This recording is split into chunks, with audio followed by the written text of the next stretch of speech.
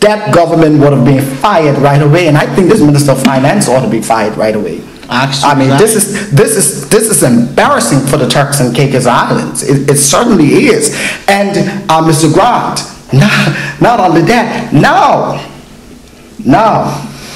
here it is, less than 1 year after the general election. You remember 2 nights before we went to the polls in February, there were certain banks in this country who put financial accounts, statements on the streets 2 nights before, the day before election. What we didn't ask was from which accounts, and stating that the government had so much millions of dollars in reserve of this country, 1 or 2 of them.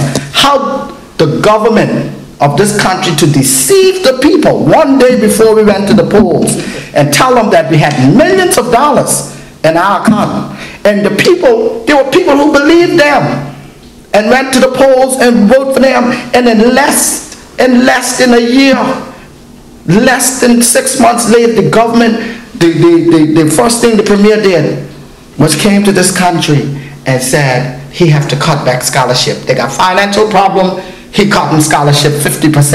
And if the PDM didn't stand up for the rights of those students, they would have done that. But now, here it is, 9 months later, we understand why the premier was trying to cut back. He didn't try to cut back his expenses. He said cut the scholarship. But now, we understand why he wanted to cut back. Because I believe just how the accounts was overstated to get that $10 million loan. The accounts was overstated, saying that we had millions of dollars in this country. And now they can't meet their financial obligations. They can't pay their bills. The government is not paying their bills. I wonder if they think maybe they're trying to see if they can hold out till the end of March, 3 more months. Maybe, I don't know. And certain business people around this country, they are sick and tired of the premier coming, beg them for financial help every end of the month to pay the civil servants. We are in problems. I mean, soon the doors are beginning to close on it. So when we read a report that is put out by the British government, that this government has been overstating reserves. Come on, Finbar. Well, I mean, they said in one of the same document, the risk areas that they identify that government expenditure, has always been, well, what they budget for has always been going over. Like in 2005, they say they were going to spend 108 million. They end up spending 123 million. And they say that measures to prevent this, controls and stuff, these people just overlook. You see, the sad thing about this is that even though the premier runs the show, because, I mean, he is not a democratic leader. He runs the show. The Minister of Finance is going to be in a lot of trouble. And when it comes to the point, in a lot of trouble. Save the premier, he will have to say to his Minister of Finance, I need your resignation. Because when the country is in a mess, the premier can say, it was not my department. I gave it to somebody who I thought was capable. So he has an excuse, although he runs the show. You know, the Minister of Finance is going to have to do a lot of explaining. Yeah, but unfortunately, Finbar, we're in the British system, and there's something called collective responsibility. so it's not that easy. not the Minister of Finance just have to go. All of them have to go because they collectively, in the Westminster system, there's some, collective responsibility. So he cannot just put it on the Minister of Finance. They're all responsible. But as things get tighter for this thing, I suspect that the Premier will be making public statements in regards to the finance and also to the Minister of Finance.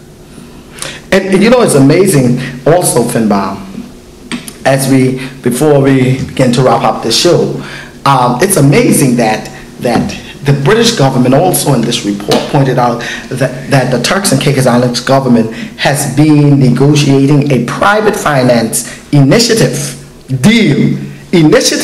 Now, you remember this report came out on November the 14th. This deal, supposedly this signing had been signed on December 20th, right? There's no presence from the governor. There's no British Island government has been negotiating a private finance initiative deal for 2 new hospitals, totally 80 beds, to be funded by an as yet unspecific level of debt. Even the British government is not clear as to what kind of debt we are going in. So it just ties in with what we were saying here tonight, Finbar, that the people of this country have a right to demand from this government as to, we need to see the blueprint. Who are we borrowing money from? How much money are we getting value for money? And I'm telling the board, we have been taken for 6. Next time by this administration, because we are not getting value for money. 80 beds much. Well, so can you imagine? There's a lot of pockets to line. So the people are asking, they want to know. Turks Islanders are asking the question tonight in this Turks and Caicos. We need to know. What is the real deal? We should demand an inquiry. The people wants from the simple fact that Johnson independent. We need independent valuation done as to what these 80 beds will cost us. We can no longer accept this government just showing on the table talking about the hospital going to cost us $125 million for what? We just paid almost $400,000 for a big party a year ago downtown. Celebration for the groundbreaking and the deal signing of $75 million for a hospital, and a year and a half later you come and tell us, but we got the next deal for 103. Are we getting 4 hospitals? We don't know. Mr. Brown, these are serious times. Ladies and gentlemen, these are serious times in our Turks and Caicos Islands. And meet this country, we are certainly in a financial chaos here in the Turks and Caicos Islands, and it's because of negligence.